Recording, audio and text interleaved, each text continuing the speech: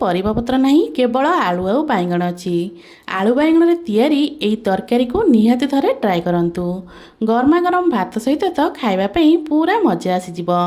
ନମସ୍କାର, ମୁଁ ରଶ୍ମି ୟୁଟ୍ୟୁବରେ ଆପଣ ସମସ୍ତଙ୍କୁ ସ୍ୱାଗତ। ଆଶା କରୁଛି ଆପଣମାନଙ୍କୁ ଆଜିର ରେସିପି ନିଶ୍ଚୟ ପସନ୍ଦ ଆସିବ। ଭିଡ଼ିଓକୁ ସମ୍ପୂର୍ଣ୍ଣ ଦେଖିବା ପାଇଁ ଅନୁରୋଧ। ଏବେ ଚାଲନ୍ତୁ ଷ୍ଟାର୍ଟ କରିବା ଆଜିର ରେସିପି।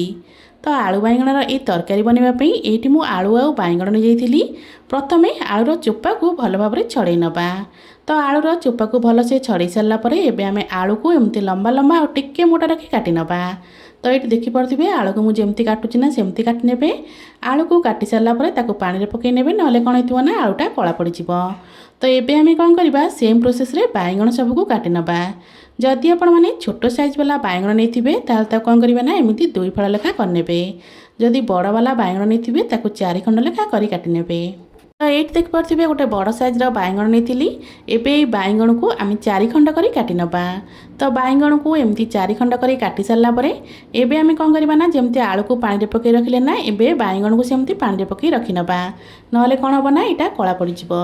ତ ଏଇଠି ମୁଁ ଆଳୁ ବାଇଗଣକୁ କାଟି ସାରିଲା ପରେ ତାକୁ ପାଣିରେ ପକାଇ ଦେଇଥିଲି। ଏବେ ଚାଲନ୍ତୁ ଯିବା ଗ୍ୟାସ୍ ପାଖକୁ। ପ୍ରଥମେ ଗ୍ୟାସ୍ ଅନ୍ କରି ଗ୍ୟାସ୍ ଉପରେ ବସାଇ ନେବା ଗୋଟେ କଡ଼େଇ। କଡ଼େଇ ଭଲ ଭାବରେ ଗରମ ହୋଇସାରିଲା ପରେ ପାଖାପାଖି 2 ଚାମଚ ହେବ ଦେଇଥିଲି ସୋରିଷ ତେଲ। ଏହି ତରକାରୀକୁ ଆପଣମାନେ ସୋରିଷ ତେଲରେ ବନେଇବେ, ବେଶ୍ ବଢ଼ିଆ ଲାଗିଥାଏ। ତ ତେଲ ଗରମ ହୋଇସାରିଲା ପରେ ସେଥିରେ 2ଟା ଟମାଟୋ ଦେଇଥିଲି। ଟମାଟୋକୁ ଆମେ ଏହି ତେଲରେ ଭଲ ଭାବରେ ଭାଜି ନେବା। 1ରୁ 2 ମିନିଟ୍ ତାକୁ ଏମିତି ଏପଟ ସେପଟ କରିନେବା ହାଇ ଫ୍ଲେମ୍ରେ। ଦେଖିବେ ଟମାଟୋଟା ପୁରା ବଢ଼ିଆ ସେ ଭାଜି ହେଇଯିବ। ତ ଏଇଠି ଦେଖିପାରୁଥିବେ ଟମାଟୋ ଭଲ ଭାବରେ ଭାଜି ହେଇଗଲାଣି। ଏବେ ଟମାଟୋକୁ କାଢ଼ି ଗୋଟେ ଜାଗାରେ ରଖିନେବା। ସେଇ ତେଲରେ କାଟି ରଖିଥିବା ଆଳୁକୁ ଦେଇଦେବା। ଆଳୁକୁ ଦେଇ ସାରିଲା ପରେ ସେଥିରେ ଅଳ୍ପ ଟିକେ ଲୁଣ, ଅଳ୍ପ ଟିକେ ହଳଦୀ ଗୁଣ୍ଡ ଦେଇ ଆଳୁର କଲର୍ ପୁରା ଗୋଲ୍ଡେନ୍ କଲର୍ ହେବା ପର୍ଯ୍ୟନ୍ତ ଆକୁ ଆମେ ଏପଟ ସେପଟ କରି ବଢ଼ିଆ ସେ ଭାଜି ନେବା। ସାଙ୍ଗମାନେ, ଆଜିର ଏହି ରେସିପି ଭିଡ଼ିଓକୁ ଆପଣମାନେ କେଉଁ ଜାଗାରୁ ଦେଖୁଛନ୍ତି କମେଣ୍ଟ କରି ନିଶ୍ଚୟ ଜଣାଇବେ, ଯାହାଫଳରେ କି ମୁଁ ମଧ୍ୟ ଆପଣମାନଙ୍କୁ ଧନ୍ୟବାଦ ଦେଇପାରିବି। ତ ହାଇ ଫ୍ଲେମ୍ରେ ଆଳୁକୁ ଏମିତି ଏପଟ ସେପଟ କରି କିଛି ସମୟ ଭାଜି ସାରିଲା ପରେ ଏଇଠି ଦେଖିପାରୁଥିବେ ଆଳୁର କଲର୍ଟା କେତେ ସୁନ୍ଦର ଭାବରେ ଚେଞ୍ଜ ହୋଇଯାଇଛି। ପୁରା ହାଲକା ହାଲକା କଲର୍ ଆସିଯାଇଛି ନା ଆଳୁ ଉପରେ। ଏମିତି କଲର୍ ଆସିଗଲା ପରେ ଏବେ ଆମେ କ'ଣ କରିବା, ଏଇ ଆଳୁକୁ କାଢ଼ିକିନା ଗୋଟେ ପ୍ଲେଟ୍ରେ ରଖିନେବା। ଆଳୁକୁ କାଢ଼ିକି ପ୍ଲେଟ୍ରେ ରଖି ସାରିଲା ପରେ ଏଇଠି ଦେଖିପାରୁଥିବେ କଡ଼େଇରେ ଆମର ଆହୁରି ତେଲ ବଳିଛି। ଏଇ ତେଲରେ ଆମେ ଯେଉଁ କାଟିକି ବାଇଗଣ ରଖିଥିଲେ ନା ପାଣିରେ ପକାଇ, ସେଇ ବାଇଗଣକୁ ଦେଇଦେବା। ବାଇଗଣକୁ ମଧ୍ୟ ସେମିତି ହାଲକା ହାଲକା କଲର୍ ଆସିବା ପର୍ଯ୍ୟନ୍ତ ଭାଜି ନେବା। ଗ୍ୟାସ୍ର ଫ୍ଲେମ୍କୁ ସେମିତି ହାଇରେ ହିଁ ରଖିଥିବା। ହାଇ ଫ୍ଲେମ୍ରେ ପାଖାପାଖି 2ରୁ 3 ମିନିଟ୍ ପର୍ଯ୍ୟନ୍ତ ମୁଁ ଏଠି ବାଇଗଣକୁ ଏପଟ ସେପଟ କରି ଭାଜି ନେଉଛି। ବାଇଗଣ ଭଲ ଭାବରେ ଭାଜି ହେଉଥିବା ଭିତରେ ଏବେ ଚାଲନ୍ତୁ ତରକାରୀ ପାଇଁ ଗୋଟେ ମସଲା ବନେଇ ନେବା। ତ ଏଇଠି ଦେଖିପାରୁଥିବେ ମସଲା ବନେଇବା ପାଇଁ ମୁଁ ପ୍ରଥମେ ନେଇଯାଇଛି ଗୋଟେ ଗ୍ରାଇଣ୍ଡର ଜାର୍। ଏବେ ସେଥିରେ ଦେଇଦେବା 1 ଚାମଚ ସୋରିଷ। ଆପଣମାନେ ଏଠି କଳା ସୋରିଷ ହେଉ କି ହଳଦିଆ ସୋରିଷ ଯାହା ବି ପସନ୍ଦ ନେଇପାରିବେ। ତ ଏଠି ମୁଁ କଳା ସୋରିଷ ନେଇଥିଲି 1 ଚାମଚ ସୋରିଷ, ତା ସହିତ 1 ଚାମଚ ଦେଇଦେବା ଗୋଟା ଜିରା। ଏଠି ମୁଁ ଦେଇଥିଲି 3ଟା ଶୁଖିଲା ଲଙ୍କା। ରାଗ ଆପଣମାନେ ଆପଣଙ୍କର ପସନ୍ଦ ଅନୁସାରେ କମ୍ ମଧ୍ୟ କରି ନେବେ। ତା ସହିତ 10ରୁ 12 କଲା ଏଠି ଆମେ ଦେଇଦେବା ରସୁଣ। ତ ରସୁଣ 10-12 କଲା ଦେଇସାରିଲା ପରେ ଅଳ୍ପ ଟିକେ ଏଠି ଦେଇଦେବା ଆମେ ପାଣି। ତ ପାଣି ଅଳ୍ପ ଦେଇ ଏଇ ମସଲାକୁ ପୁରା ଚିକ୍କଣ କରି ବାଟି ଆଣିବା। ମସଲାକୁ ବିଲକୁଲ ବି ଖଦ ଖଦଡ଼ିଆ ରଖିବେନି, ପୁରା ଚିକ୍କଣ କରି ବାଟି ନେବେ। ତ ଏଇଠି ଦେଖିପାରୁଥିବେ ମସଲାକୁ ପୁରା ଚିକ୍କଣ କରି ବାଟି ନେଇଛି। ଏବେ ଚାଲନ୍ତୁ ମସଲାକୁ ସାଇଡ଼ରେ ରଖିନେବା। ଯେଉଁ ବାଇଗଣକୁ ଭାଜିବା ପାଇଁ ବସିଥିଲା ନା, ଏଇଠି ଦେଖିପାରୁଥିବେ ବାଇଗଣଟା ପୁରା ବଢ଼ିଆ ସେ ଭାଜି ହେଇଗଲାଣି। ବାଇଗଣ ଏମିତି ଭଲ ଭାବରେ ଭାଜି ହେଇସାରିଲା ପରେ ଏବେ ଏଇ ବାଇଗଣ ସବୁକୁ କାଢ଼ିକିନା ଗୋଟେ ଜାଗାରେ ରଖିନେବା। ଆଳୁ ବାଇଗଣ ତରକାରୀ ତ ଆପଣମାନେ ଅନେକ ଥର ବନେଇ ଖାଇଥିବେ। ଥରେ ଆପଣମାନେ ଏଇ ଉପାୟରେ ଆଳୁ ବାଇଗଣ ତରକାରୀ ବନେଇ ଦେଖନ୍ତୁ। ଦେଖିବେ ଏଇ ତରକାରୀଟା ଖାଇବା ପାଇଁ ବହୁତ ହିଁ ବଢ଼ିଆ ଲାଗିଥାଏ। ତ ବାଇଗଣ ସବୁକୁ କାଢ଼ି ସାରିଲା ପରେ ତେଲ ଆଉ ଅଳ୍ପ ବଳିଥିଲା କଡ଼େଇରେ, ଆଉ ତେଲ ଦେବା ଦରକାର ନାହିଁ। ସେଇଥିରେ ବାଟିକି ରଖିଥିବା ମସଲାକୁ ଦେଇଦେବା। ମସଲାକୁ ଦେଇ ସାରିଲା ପରେ ଗ୍ୟାସ୍ର ଫ୍ଲେମ୍କୁ ମିଡ଼ିୟମ୍ କରିନେବା। ଏବେ ଏଇ ମସଲାକୁ ଟିକେ ଭଲ ଭାବରେ କଷି ନେବା। ମସଲା କଷିଲା ବେଳେ ଗ୍ୟାସ୍ର ଫ୍ଲେମ୍କୁ ବିଲକୁଲ ବି ହାଇ କରିବେନି, ଏମିତି ମିଡ଼ିୟମ୍ରେ ହିଁ ରଖିଥିବେ। ତ ଏବେ ଆମେ କ'ଣ କରିବା, ଯେଉଁ ତାଟିଆରେ ମସଲା ଥିଲା ନା ସେଇ ତାଟିଆକୁ ଧୋଇକି ଅଳ୍ପ ଟିକେ ପାଣି ଦେଇଦେବା। ପାଣି ଦେଇ ସାରିଲା ପରେ ତାକୁ ଭଲ ଭାବରେ ମିଶାଇବା। ଏବେ ଏଇ ମସଲାକୁ 5ରୁ 6 ମିନିଟ୍ ପର୍ଯ୍ୟନ୍ତ ଆମେ ଭଲ ଭାବରେ କଷିବା। ତ ଏଇଠି ଦେଖିପାରୁଥିବେ ସବୁ ଜିନିଷକୁ ଭଲ ଭାବରେ ମିଶାଇ ଦେଇଛି। ସବୁ ଜିନିଷକୁ ଭଲ ଭାବରେ ମିଶାଇ ସାରିଲା ପରେ ଏବେ ସେଥିରେ ଦେଇଦେବା ସ୍ୱାଦ ମୁତାବକ ଲୁଣ। ତା ସହିତ 1/2 ଚାମଚରୁ କମ୍ ଏଠି ମୁଁ ଦେଇଥିଲି ହଳଦୀ ଗୁଣ୍ଡ। ତା ସହିତ 1/2 ଚାମଚ ଏଠି ମୁଁ ଦେଇଥିଲି କାଶ୍ମୀରୀ ଲଙ୍କାଗୁଣ୍ଡ, ଯେଉଁଟାକି ବିଲକୁଲ ଅପସନାଲ୍ ଅଛି, ଆପଣମାନେ ଚାହିଁଲେ ଆକୁ ସ୍କିପ୍ କରିନେବେ।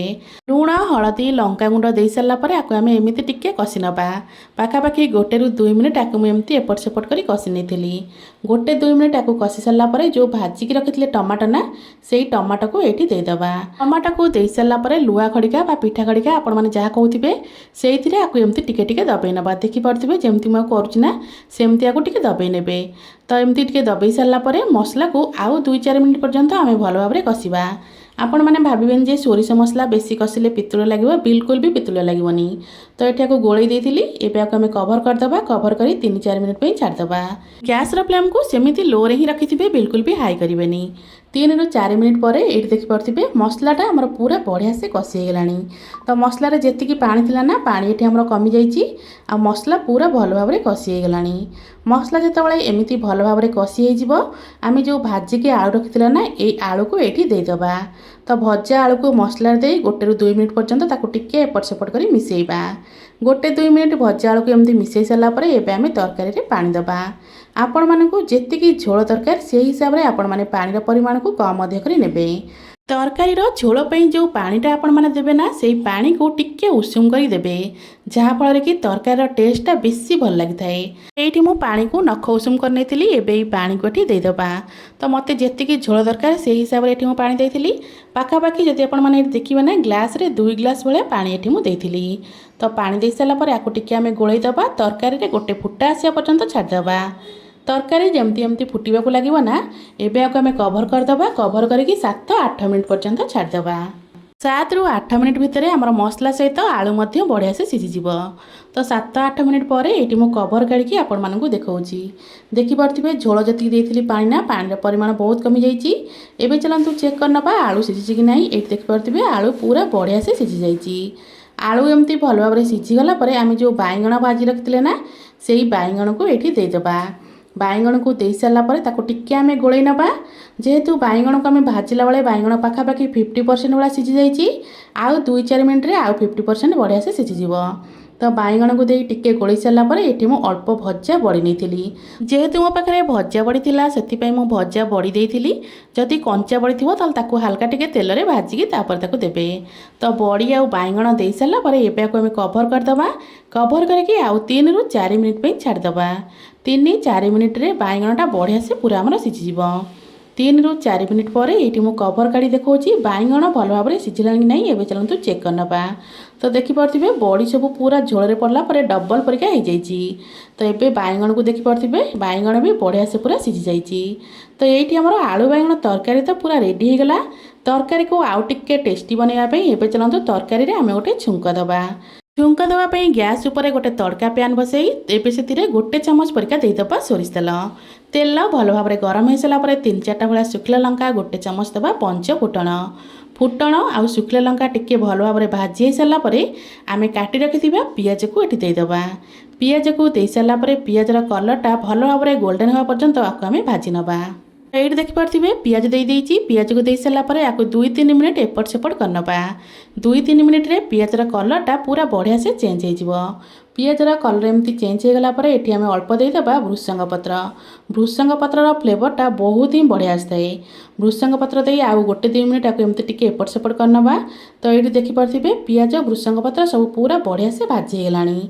एमती सब जिनस भल भाव भाजी हो सारापर आम जो तरकारीटा रखिले ना से तरकारी रे ए तड़काटा बा छुंकटा को देदेबा।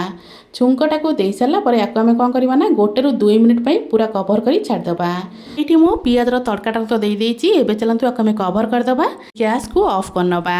5 मिनिट पे छाड़दबा। 5 मिनिट पर मुझे देखौची देखंतु तरकारी एठी हमर पूरा रेडी। गरमा गरम भात सहित ये तरकारी खाइबा बहुत ही बढ़िया लगी थाए। साइड रे आपण मानकु आउ किछि भी दरकार ही पड़िबनी। आशा करुछि आपण मानकु आज रही तरकारी रेसिपी निश्चय पसंद आसिथिबो।